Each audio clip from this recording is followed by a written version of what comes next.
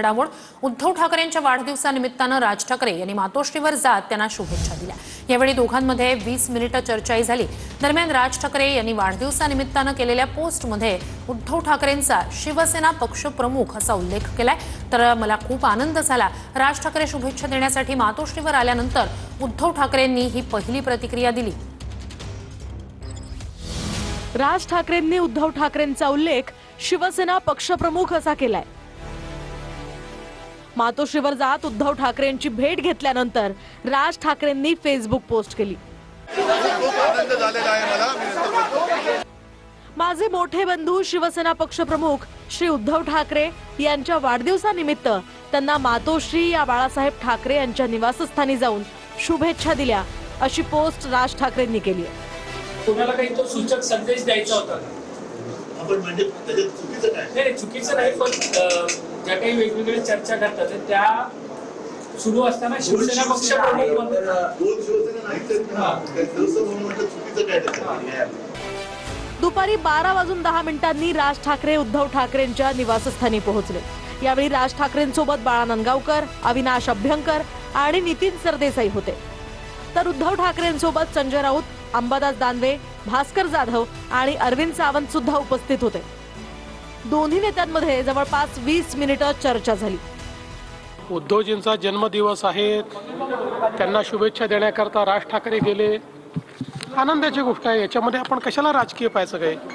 आमच्या शुभेच्छा उद्धवजींना, सगळ्यांच्या शुभेच्छा। त्याला काय बघा, महाराष्ट्राच्या मनात काय आहे हे तुम्हाला विधानसभेच्या निवडणुकीत दिसलं आणि महाराष्ट्राच्या मनात काय आहे हे तुम्हाला ज्या स्थानिक स्वराज्य संस्थाच्या निवडणुका आहेत त्यातही दिसेल।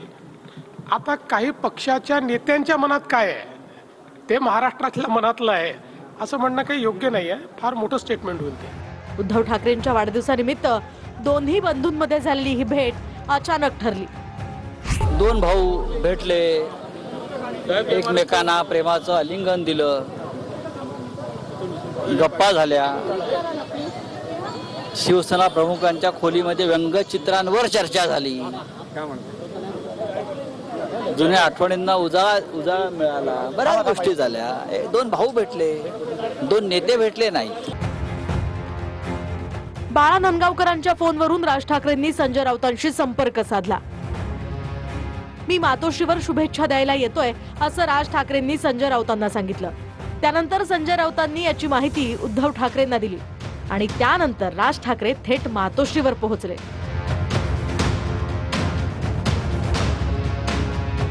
दोघांनी गप्पा मारल्या। सन्मान्य राजसाहेबांनी सन्मान्य हिंदू सम्राट बाळासाहेबांचा आशीर्वाद घेतला आणि ह्यालाच म्हणतात महाराष्ट्राची संस्कृती आणि संस्कार। आणि हाच आम्हा सगळ्यांना, मी महाराष्ट्र सैनिक म्हणणार नाही, आम्हा सगळ्यांना, संपूर्ण महाराष्ट्र जनतेला हा आनंद झाला असेल, कारण हे जे नातं थोडं लांब गेलं होतं ते नक्कीच या निमित्ताने जवळ आलं। राज ठाकरेंनी मातोश्रीवर जात शुभेच्छा दिल्यानंतर उद्धव ठाकरेंनी मला खूप आनंद वाटला अशी प्रतिक्रियाही दिली आहे।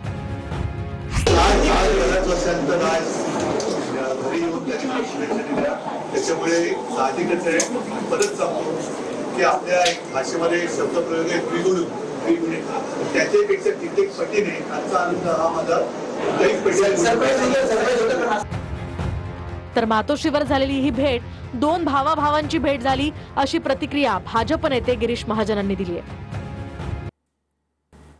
पुण्यातील खराडी भागात रेव पार्टीवर पोलिसांनी छापेमारी केली। रेव पार्टीत खडसेंचे जावई प्रांजल खेवलकरही सहभागी होते। रेव पार्टीत 2.7 ग्रॅम कोकेन सदृश 70 ग्रॅम गांजा सदृश पदार्थ आढळल्याची माहिती पोलिसांनी दिली। रेव पार्टी प्रकरणी एकनाथ खडसेंचे जावई आणि रोहिणी खडसेंचे पती प्रांजल खेवलकर यांना पुणे पोलिसांनी अटक केली। पुण्यातील खराडी परिसरातील एका हॉटेलवर पुणे पोलिसांनी छापा मारला। या छाप्यादरम्यान गांजा सदृश पदार्थ, दारूच्या बाटल्या आणि हुक्का पॉट सापडल्याचं पुणे पोलिसांनी सांगितलंय। या पार्टीत एकनाथ खडसेंच्या जावयासह 4 पुरुष आणि 3 महिला आढळून आल्यात। काही आरोपी हे आपल्या ताब्यात घेण्यात आलेले आहेत। त्या आरोपींची नावे ही खालीलप्रमाणे आहेत: प्रांजल खेवलकर वय 41, निखिल पोपटाणी, समीर सय्यद, सचिन भोंबे, श्रीपाद यादव, तसेच त्यामध्ये 2 महिला आढळून आलेल्या आहेत. ज्या हॉटेलमध्ये पार्टी झाली त्या हॉटेलचं बुकिंग प्रांजल खेवलकर यांच्या नावावर असल्याचं समोर आलंय. या प्रकरणात पोलिसांनी प्रामाणिकपणे तपास करावा अशी प्रतिक्रिया एकनाथ खडसेंनी दिली. गेल्या काही दिवसामध्ये जे वातावरण सुरू आहे त्या वातावरणानुसार असं काही घडू शकतो याचा अंदाज थोडा मला येत होता. आणि ह्याच्यामध्ये कधी जावई असो का अन्य कुणी असो, जर दोषी असेल तर शासन झालं पाहिजे. त्यांनी यांना अलर्ट करत होतं जावई बापूंना. त्यांनी त्याला सांगत होतं की बाबा थोडंसं असं सांभाळ, असं होण्याची शक्यता आहे. मला वाटतं या गोष्टीला कुठे अर्थ नाही आहे. जे झालंय ते आपण मान्य केलं पाहिजे. आणि ठीक आहे, तपासाचा भाग आहे हा. कोणी चूक केली असेल तर त्याच्यात पडेल. खडसेंच्या जावयाला अटक झाल्यानंतर सत्ताधारी आणि विरोधकांमध्ये चांगलीच जुंपली आहे. गिरीश महाजन नावाचा हा जो सांड आहे हा मोकाट सुटलेला आहे. आणि याला जर आवरलं नाही, या अशा प्रवृत्ती ज्या आहेत यंत्रणांचा खोटा वापर करून राजकीय विरोधकांना बदनाम करणाऱ्या, आम्ही त्यातून गेलेलो आहोत ना. आमच्याकडे ईडी CBI सगळं पाठवून झालं खोट्या गुन्ह्यांमध्ये. मोकाट सुटतात बघ, कुठे मारामारी करतो रोज. मी कोणाला कधी मारलं? मी काय गुन्हा वाटतं त्यांना? आता काय वाटतं मी कोणाला मारलं, कोणाला ठरलं बाबा माझं तो काम नाही. माझं ते एखादी केस आहे का माझ्यावर कोणाला मारलं का बडवलं म्हणून? मला वाटतं नैतिक जबाबदारी स्वीकारून रोहिणीताईंनी सुद्धा राजीनामा द्यायला पाहिजे. आणि आता खडसेंचा जो भंपकपणा आहे तो या निमित्तानं पुढे आलेला आहे. काही लोक राजकीय सूडभावना अशा प्रकारचं दुर्दैव आहे की काही महिला सामाजिक कार्यकर्ता बोलतात. आता रेव पार्टीला काय आम्ही जायला सांगितलं का? रेव पार्टीचा बनाव करून ज्या पद्धतीने खडसेंचा आवाज दाबण्याचा प्रयत्न केला जातोय, याचा आम्ही निव्वळ राजकीय पक्ष म्हणून नाही तर महाराष्ट्राची सामान्य जनता म्हणून अत्यंत निषेध नोंदवत या सगळ्याची निंदा करतोय. मी पण हे माध्यमातच पाहिलं, कारण आपण स्वतः बघितलंय. मी सकाळपासून कार्यक्रमांमध्ये आहे, तर मला त्याचं ॲक्च्युअल ब्रीफिंग काही अजून घेता आलेलं नाही. पण जे माध्यमात दिसलंय त्याच्यामध्ये पोलिसांनी एक रेव पार्टी बस्ट केलेली आहे. त्याच्यामध्ये काही लोक सापडलेले आहेत, त्याच्यामध्ये काही ड्रग्ज वगैरे सापडलेले आहेत. आता मी पूर्ण याचं ब्रीफिंग ज्यावेळेस घेईल त्यावर याच्यावर बोलू शकेल. पण प्राथमिकदृष्ट्या अशा प्रकारचा गुन्हा घडलेला त्या ठिकाणी दिसतोय. तर डान्सबार प्रकरणात आरोपांची राळ उठलेल्या योगेश कदम यांची उपमुख्यमंत्री एकनाथ शिंदे यांनी पाठराखण केली. योगेश, चिंता करू नको, मी तुझ्या पाठीशी आहे असं वक्तव्य एकनाथ शिंदेंनी केलं. तर डान्सबार प्रकरणावरून रामदास कदम यांनी अनिल परबांवर टीका केली. आम्ही डान्सबार चालवणारे नाही, आम्ही तरुणांना रोजगार देणारे आहोत असं रामदास कदम म्हणाले. दरम्यान यावेळी रामदास कदम यांनी सरकारवर निशाणा साधला. दरोडेखोर जर दुसऱ्याला चोर म्हणायला लागले तर कसं व्हायचं? कफन चोर, डांबर चोर, खिचडी चोर, मिठीतला गाळ चोर, अशी किती लोक आहेत. मी आपल्याला एवढं सांगतो योगेश, काही चिंता करू, डिस्टर्ब होण्याचं कारण काम करायचं. तुझ्या मागे भाईत आहे, पण अख्खी शिवसेना आणि हा एकनाथ शिंदे खंबीरपणे उभा आहे. कसं डांबर चालवणारी अवकाश आमची नाही. आम्ही लोकांचे संसार उद्ध्वस्त करत नाही, आम्ही लोकांचे संसार उभे राहतो, ते आमचे आव्हान आहे. चालवायला दिलेल्या एखाद्या माणसाने चूक केली असेल, काय तर म्हणतात काळा जांभूळ ना, टकल्या बेडूक आणि हा दापोलीला यायचा. दापोलीला शिंदे साहेब आपल्या सभागृहामध्ये नियम आहे, 35ची नोटीस दिल्याशिवाय कुणावरती आरोप करता येत नाही. सभापतींना आदल्या दिवशी सगळे कागदपत्र दिल्याशिवाय, सभापतींची संमती घेतल्याशिवाय आरोप करता येत नाहीत. म्हणजे कसं हे मॅरेज कसं झालं? शिंदे साहेब याच्या खोलवरती आपल्याला जायला लागेल. मला एक संशय असा आहे की एकनाथ शिंदेच्या मंत्र्यांना बदनाम करण्याचं कटकारस्थान कुठं घातलं जात आहे की काय, हा संशय देखील माझ्या मनामध्ये आहे. काय पैसे मिळत नाही कोकणाला? संबंध महाराष्ट्राला पैसे मिळतात. जा महाराष्ट्रामध्ये प्रत्येक तालुक्यामध्ये, जिल्ह्यामध्ये सगळ्या हायवेला पैसे मिळतात. कोकण हे शिवसेनेचं आहे म्हणून काय? होय होय, कोकण हे शिवसेना प्रमुख माननीय बाळासाहेब ठाकरे यांचं बालेकिल्ला आहे. तर वंचित मोठ्या पदावर जातात याचा काही जणांना त्रास होतो असं वक्तव्य धनंजय मुंडेंनी केलंय. माझ्या जातीला बदनाम करू नका असंही मुंडे म्हणाले. ठाण्यातल्या वंजारी समाजाच्या कार्यक्रमात धनंजय मुंडे यांनी शेरोशायरीही केली. तर मंत्रिपदासाठी माझी जात आडवी येते असं प्रकाश सोळंके यांनी म्हटलंय.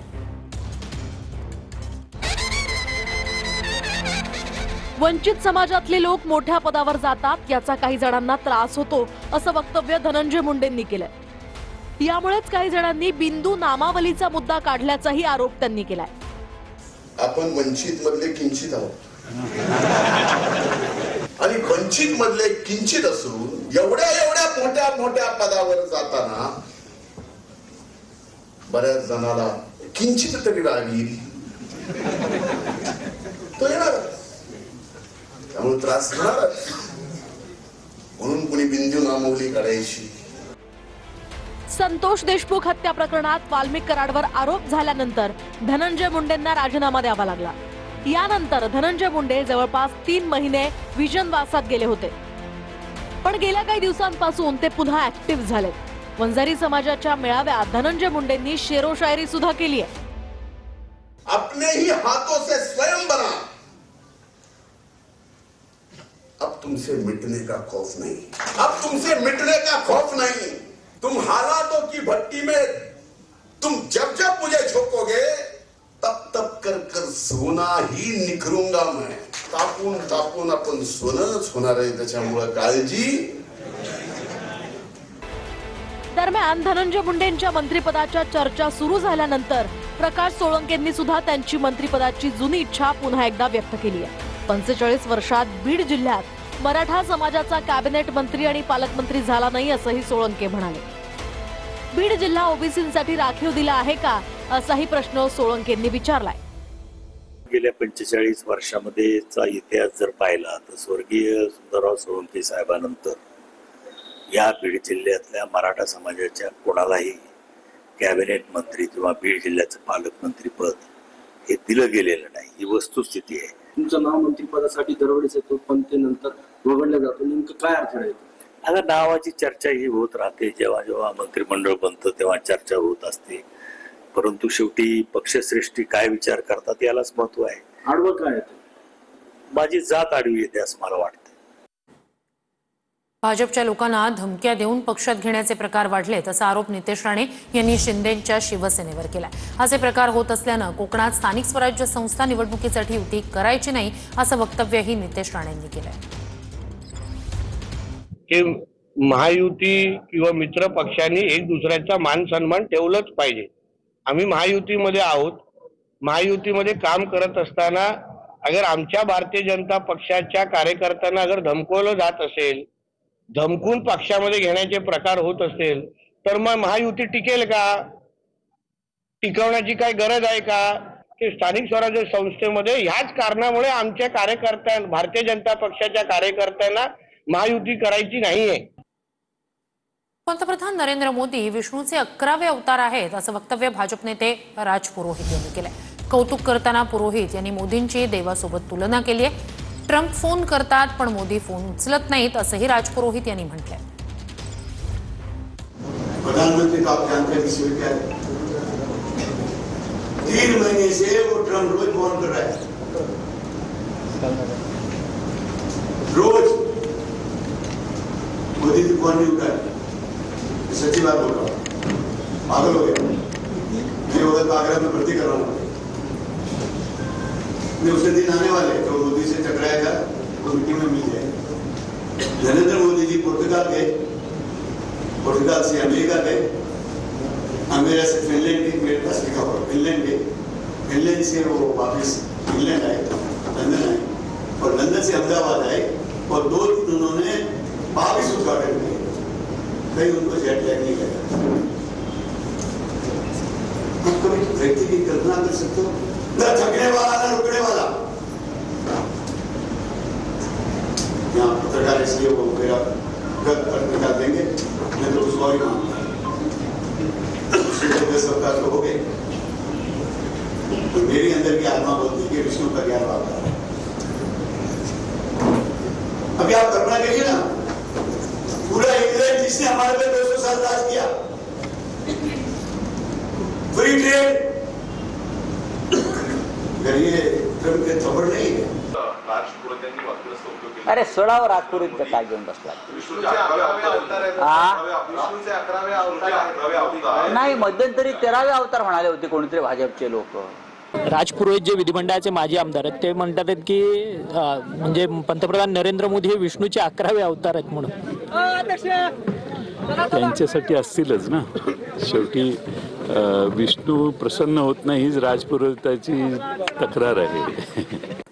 एक महत्त्वाची घडामोड, लाडकी बहीण योजनेचे पैसे घेणाऱ्या पुरुषांना सोडणार नाही असं अजित पवारांनी म्हटलंय. लाडक्या बहिणींच्या पैशांवर डल्ला मारणाऱ्यांसंदर्भात अजित पवारांनी संताप व्यक्त केला.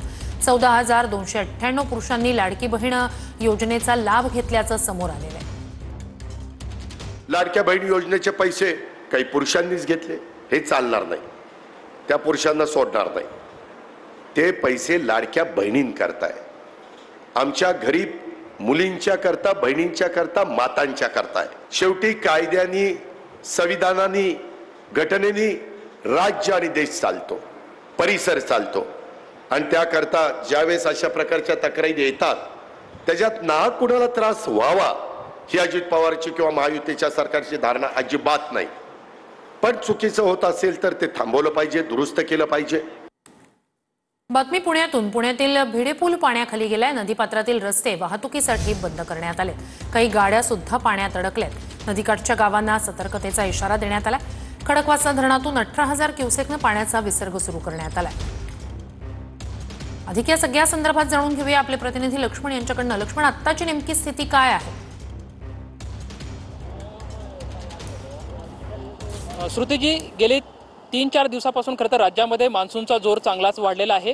परिणामी खरं तर पुण्याला पाणी पुरवठा करणारे 4ही धरण क्षेत्रामध्ये मोठ्या प्रमाणात पाऊस झाल्यामुळं आज सकाळीच 15,000 क्युसेस वेगाने मुठा नदी पात्रात पाण्याचा विसर्ग करण्यात आलेला होता. मात्र 6 वाजल्यापासून 18,000 क्युसेस वेगाने जे आहे ते पाणी मुठा नदी पात्रात सोडण्यात आलेलं आहे. त्यामुळे साहजिकच आज रविवारचा दिवस असल्यामुळं काही लोक जे आहेत ते पुण्यामध्ये सुट्टीच्या दिवसामध्ये बऱ्यापैकी मोठ्या प्रमाणात येत असतात. त्यांच्या ज्या गाड्या असतात त्या नदीपात्रामधल्या रस्त्यावरती पार्क केलेल्या जात असतात आणि त्यामुळे अचानकच खरं तर हे मोठा विसर्ग नदीपात्रामध्ये आल्यामुळे बऱ्याचशा ज्या गाड्या आहेत त्या नदीपात्रामध्ये थांबलेला आपल्याला दिसत आहे. तर मोठ्या प्रमाणात जो पाण्याचा विसर्ग आहे तो सध्या नदीपात्रातून वाहत आहे. त्यामुळे साहजिकच नदीपात्रातला जो रस्ता आहे तो वाहतुकीसाठी बंद ठेवण्यात आलेला आहे. महानगरपालिकेचे जे प्रशासनाचे जे नागरिक आहेत, कर्मचारी आहेत, ते या ठिकाणी येऊन सर्वांना सूचना देतात आहे की सर्व नागरिकांनी सतर्क राहावं, कुणीही नदीपात्रामध्ये उतरू नये. आपण जो पाहू शकता की जो भिडेपूल आहे तो भिडेपूल सुद्धा आता पाण्याखाली गेला आहे. भिडेपुलावरून सध्या मोठ्या प्रमाणात जे आहे ते पाणी वाहताना आपल्याला या ठिकाणी दिसत आहे.